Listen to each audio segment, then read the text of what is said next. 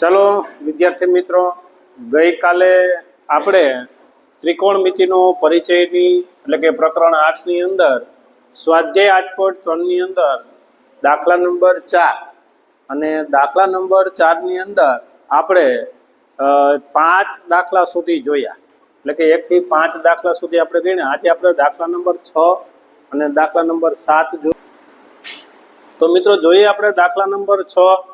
તો 1 + sin a અને 1 - sin a બરાબર sec a + tan a. તો જોઈએ મિત્રો, બરાબર છે 1 + sin. તો મિત્રો આપણે 9મા ધોરણની અંદર શીખી જ ગયા છે કે છેદનું સમીકરણ કરવાનું છે. આ ડાબી બાજુ છે ને આ જમણી બાજુ છે, આવું આપણે સાબિત કરવાનું છે. તો મિત્રો આપણે જોઈએ, બરાબર છે. તો છેદનું સમીકરણ આપણે 9મા ધોરણની અંદર સારી રીતે આપણે શીખી ગયા. તો sin a પેલા 1 - sin a. હવે મિત્રો છેદનું સમીકરણ કરવું હોય તો ગુણાકાર જેમ છે એમ જ પદ લખી નાખવાનું. 1 - a ની જગ્યાએ માત્ર ને માત્ર પ્લસ કરી નાખવાનું છે મિત્રો. જો 1 - sin a છે ને, તો છેદનું સમીકરણ એટલે અંશ અને છેદની અંદર સેમ પદ આવવા જોઈએ, પણ માઇનસ હોય તો પ્લસ અને પ્લસ હોય તો માઇનસ, એને છેદનું સમીકરણ કહેવાય. છેદની અંદર જે હોય તે લખી નાખવાનું અંશ અને છેદમાં, પણ માઇનસ હોય તો પ્લસ કરી નાખવાના બંને બાજુ. હવે મિત્રો શું આવશે, જો તો 1 + sin a 1 + sin a એટલે 1 + sin a એનો વર્ગ થઈ જશે, એટલે કે 2 વખત છે. અને અહીંયા મિત્રો તો કે એકમાં વધતા છે ને એકમાં ઓછા છે, તો તફાવતની રીત થઈ જશે મિત્રો. એટલે 1 + sin a વર્ગ એટલે કે 1 - sin વર્ગ a. હવે મિત્રો શું કરશું, તો કે અહીંયા sin વર્ગ એ છે, પણ અહીંયા 1 - sin વર્ગ છે. તો છેદની અંદર બરાબર નીચે જ બરાબર 1 + sin a એનો વર્ગ એમને રાખીશું, અને 1 + sin વર્ગની જગ્યાએ મિત્રો, કારણ કે cos વર્ગ a + sin વર્ગ a બરાબર 1. હવે આપણે જે જોઈએ છે એ વિચારવાનું. 1 - sin વર્ગ છે તો cos વર્ગ a બરાબર 1 - sin વર્ગ a.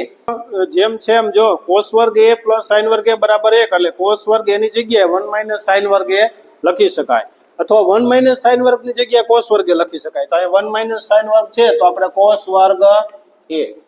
હવે અહીં વર્ગ છે ને અહીં વર્ગ છે, તો મિત્રો શું કરશું, તો આપણે જોવાનું છે સાબિત શું કરવાનું છે. આપણે એને ધ્યાનમાં રાખવાનું છે. જે સાબિત કરવાનું છે ને એની ઉપર આપણી નજર હોવી જોઈએ. તો sec a અને +tan a સાબિત કરવાનું છે.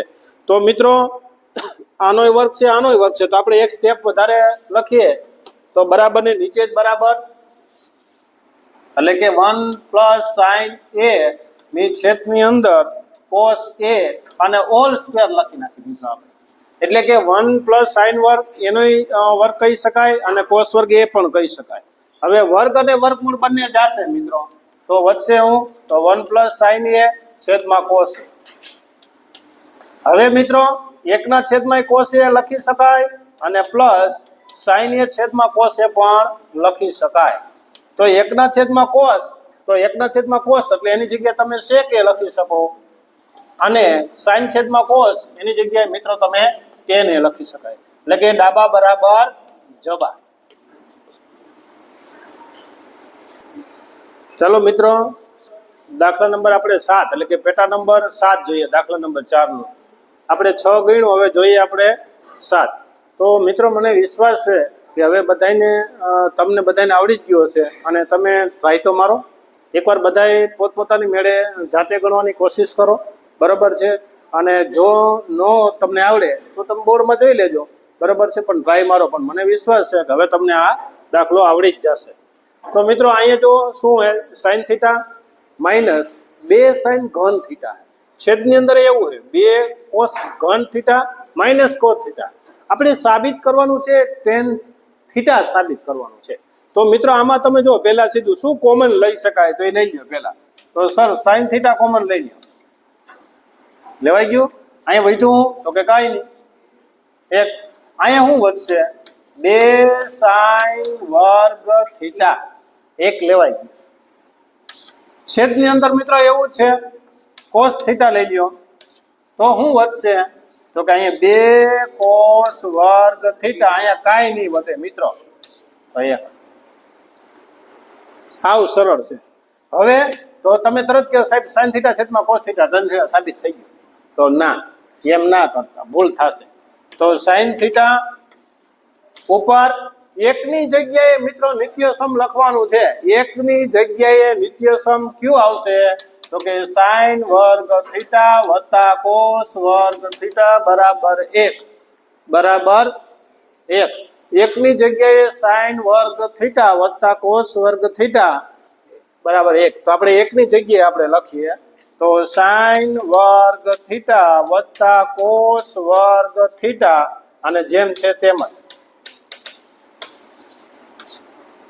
છેદની અંદર કોસ થીટા અને અહીંયા મિત્રો શું કરશું? અહીંયા પણ એ જ સેમ કોસ વર્ગ થીટા. મિત્રો અહીંયા એકની જગ્યાએ જ પણ કૌંસ રાખજો, સાઈન વર્ગ થીટા વત્તા કોસ વર્ગ થીટા. જો એકની જગ્યાએ આપણે કરી નાખ્યું. હવે શું કરશું? તો મિત્રો એ જો આ નિત્યસમ છે પણ અહીંયા સાઈન વર્ગ થીટા છે અને અહીં 2 સાઈન વર્ગ થીટા છે. એનું સાદરૂપ આપણે આપીએ તો સાઈન થીટા અને છેદમાં કોસ થીટા. નિશાની એક વખત દાખલ કરી દો તો પણ ચાલે. અહીંયા નિશાની પહેલા દાખલ કરો ઉપર અંશની અંદર, કારણ કે અહીંયા કૌંસ રાખ્યો અને આગળ માઇનસ નિશાની છે. તો સાઈન વર્ગ થીટા વત્તા કોસ વર્ગ થીટા માઇનસ 2 સાઈન વર્ગ થીટા. હવે અહીંયા જો મિત્રો કૌંસને છોડી દો તો નિશાની અંદર મિત્રો દાખલ થશે, એટલે કે પ્લસ છે ને માઇનસ થશે. બસ હવે બરાબર ને નીચે જ બરાબર સાઈન થીટા એમના ઉપર અંશમાં.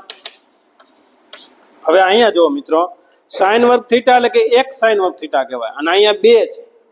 તો 2 માંથી 1 જાય મિત્રો, 2 માંથી 1 જાય તો સાઈન વર્ગ થીટા હજી વધશે, પણ કેવા વધશે?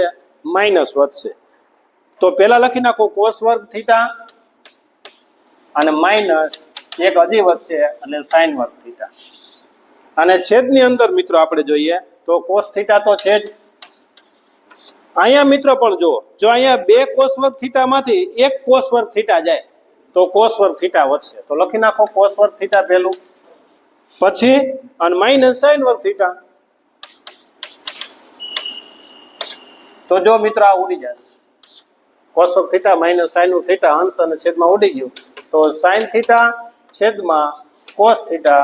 તો આપણે એવું સાબિત કરવાનું હતું બરાબર tan થીટા, એટલે કે ડાબા બરાબર જબા.